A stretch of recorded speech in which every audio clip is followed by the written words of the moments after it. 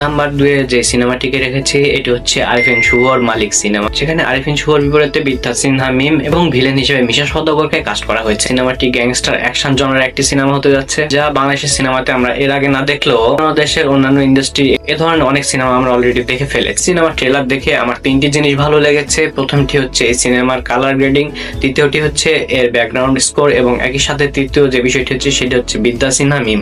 দেখেন বিদ্যা সিনহা মিমের কিন্তু বয়স বর্তমানে অনেক হয়ে গেছে, তিনি অনেক আগে থেকে মডেলিং এবং অভিনয় করে আসছেন এবং এই বয়সে এসেও যে তিনি এ ধরনের লুক এবং অভিনয় প্রোভাইড করবেন তা আসলে বেশ চমকপ্রদ। এবার আসি এই সিনেমার খারাপ লাগার বিষয়গুলো নিয়ে। এই সিনেমাতে আরিফিন শুভর গ্যাংস্টার লুক বা তার বডি ল্যাঙ্গুয়েজ কোনোটি ঠিকঠাক ভাবে ফুটে ওঠেনি বলে মনে হয়। আপনি যদি একটি অ্যাকশন বেস সিনেমা তৈরি করতে চান সেক্ষেত্রে অবশ্যই অ্যাকশন আপনাকে ভালো দেখাতে হবে, কিন্তু এই সিনেমার অ্যাকশন এবং গান শটগুলো দেখে মনে হয় যে আজ থেকে 20 বছর বা 25 বছর আগে যখন জসিম, মান্না, বাপ্পারাজ, ওমর সানি এই টাইপের নায়করা অভিনয় করতো তখন মারামারির দৃশ্যে ছুরিকাঘাত বা গান শট এই ধরনের যে দৃশ্যগুলো ছিল, ট্রেলারটিতে যে ধরনের সিজিআই বা ভিএফএক্স দিয়ে ব্লাড তৈরি করা হয়েছে তার চেয়ে সেগুলো এত বছর আগে হলেও বেশ ভালো কোয়ালিটির ছিল এবং বর্তমান 2026 সালে এসে এ ধরনের বাজে কোয়ালিটির জিনিস মানুষ খুব একটা দেখতে চায় না, কারণ মানুষ ভালো জিনিস দেখে দেখে অলরেডি অভ্যস্ত হয়ে গেছে।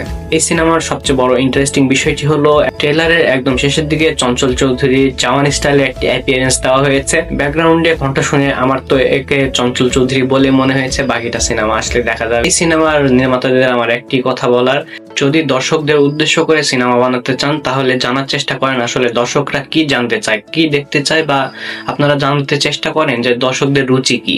আর ঈদের সিনেমা আনতেই হবে এরকম কোনো চিন্তা ভাবনা করে সিনেমা যদি নিয়ে আসেন বা কালো টাকা সাদা করার চিন্তা ভাবনা করে যদি সিনেমা মুক্তি করতে আসেন তাহলে আপনারা নির্দ্বিধায় করতে পারেন। তবে এই সিনেমা নিয়ে আমি খুব একটা আশাবাদী না। আগেটা এই সিনেমা রিলিজের পরে এই সিনেমা নিয়ে কথা বলবো। নাম্বার 2 যে সিনেমাটিকে রেখেছি এটি হচ্ছে আরিফিন শুভর মালিক সিনেমা। সেখানে আরিফিন শুভর বিপরীতে বিদ্যা সিনহা মিম এবং ভিলেন হিসেবে মিশা সওদাগরকে কাস্ট করা হয়েছে। সিনেমাটি গ্যাংস্টার অ্যাকশন জনরার একটি সিনেমা হতে যাচ্ছে, যা বাংলাদেশের সিনেমাতে আমরা এর আগে না দেখলেও দেশের অন্যান্য ইন্ডাস্ট্রি এ ধরনের অনেক সিনেমা আমরা অলরেডি দেখে ফেলেছি। সিনেমার ট্রেলার দেখে আমার তিনটি জিনিস ভালো লেগেছে। প্রথমটি হচ্ছে এই সিনেমার কালার গ্রেডিং, দ্বিতীয়টি হচ্ছে এর ব্যাকগ্রাউন্ড স্কোর এবং একই সাথে তৃতীয় যে বিষয়টি হচ্ছে সেটা হচ্ছে বিদ্যা সিনহা মিম।